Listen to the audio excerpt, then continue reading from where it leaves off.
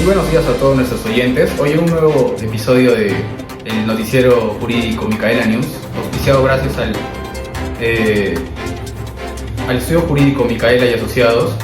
Vamos a presentar sobre una medida cautelar de no innovar y con respecto a su finalidad, sus requisitos legales, así como también la doctrina base que los sustenta y futuros cambios que van a haber.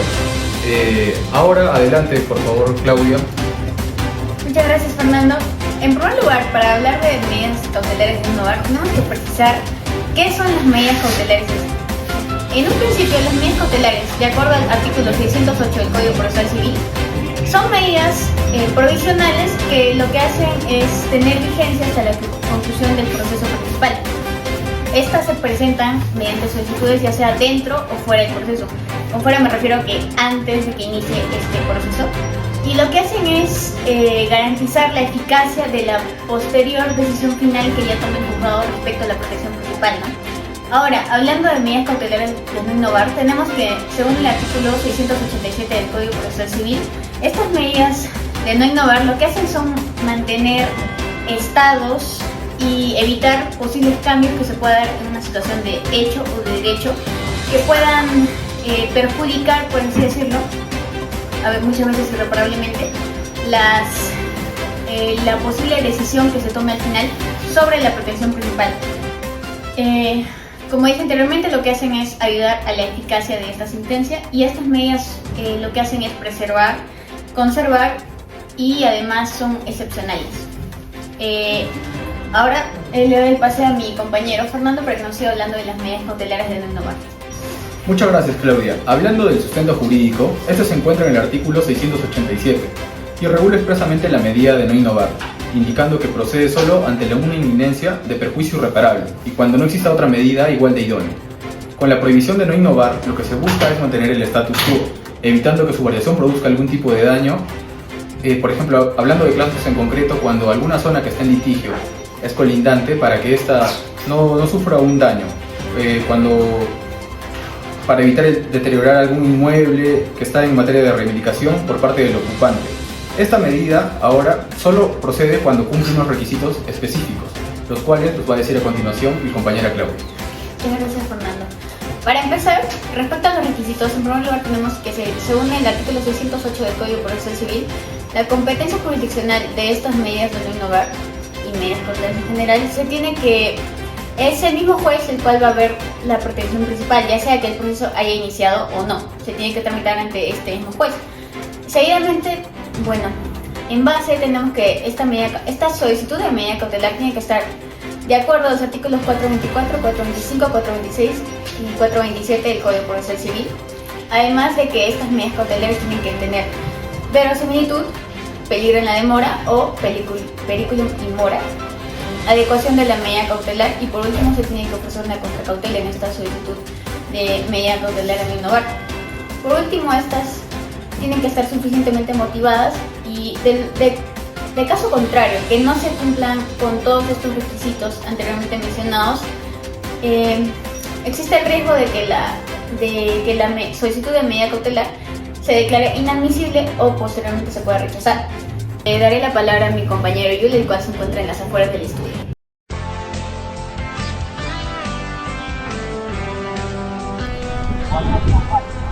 Efectivamente, nos estamos acercando al frontis del Poder Judicial para ver este caso que causó bastante interés entre la multitud. ¿Qué pasó? El señor Saúl Cárdenas asegura que compró parte de un inmueble familiar en el año 2008 mediante una escritura pública, pero este mismo no logró inscribirlo en registros públicos.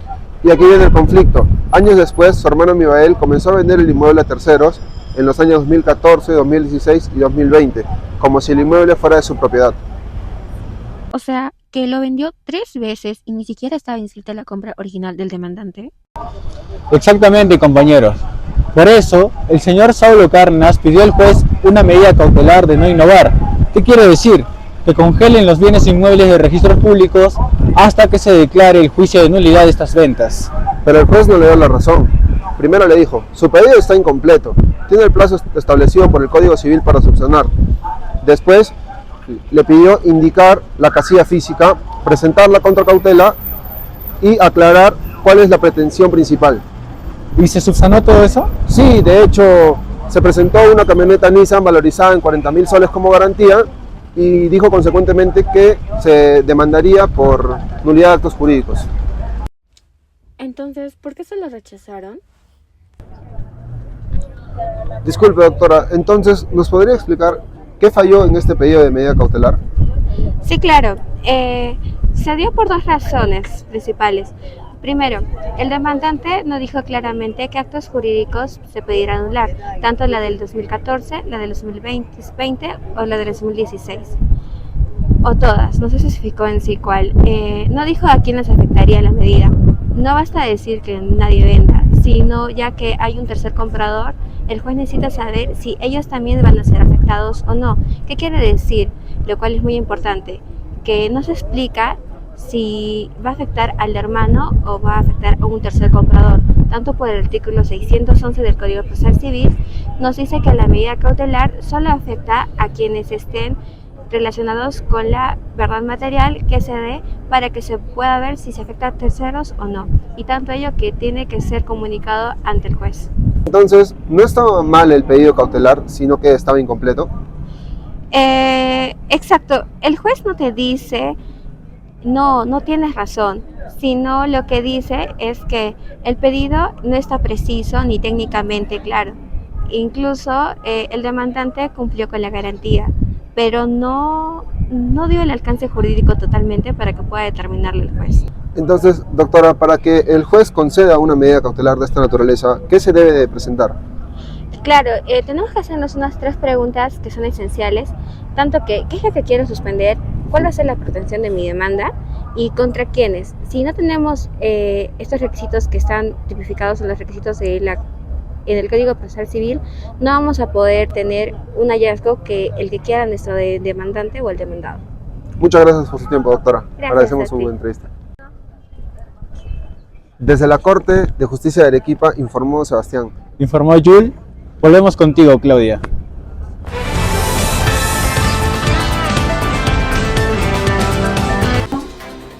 Y ahora procederemos a compartir un trabajo sobre un estudiante que nos va a ilustrar con una jurisprudencia relevante y además nos va a presentar unas reformas con respecto a este tema de medida cautelar de no innovar. Adelante. Sí, gracias Fernando por el pase.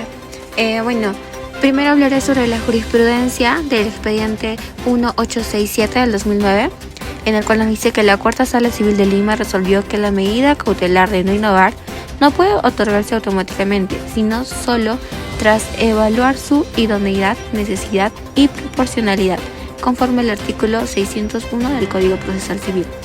Ahora, algo que se cabe destacar es que el tribunal recordó que en esta medida es excepcional y busca mantener la situación jurídica existente, pero su uso excesivo puede afectar derechos de propiedad y defensa. Por eso el juez debe justificar claramente por qué la medida es indispensable en cada caso.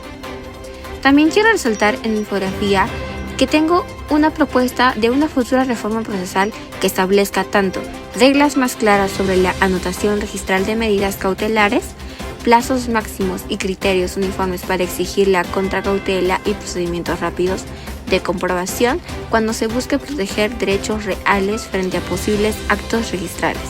Estas mejoras harían el proceso más ágil, seguro y coherente con la finalidad preventiva de la medida cautelar. Todo ello lo podemos ver en mi infografía que le está presentando hoy en día. Muchas gracias Fernando y muchas gracias por la oportunidad.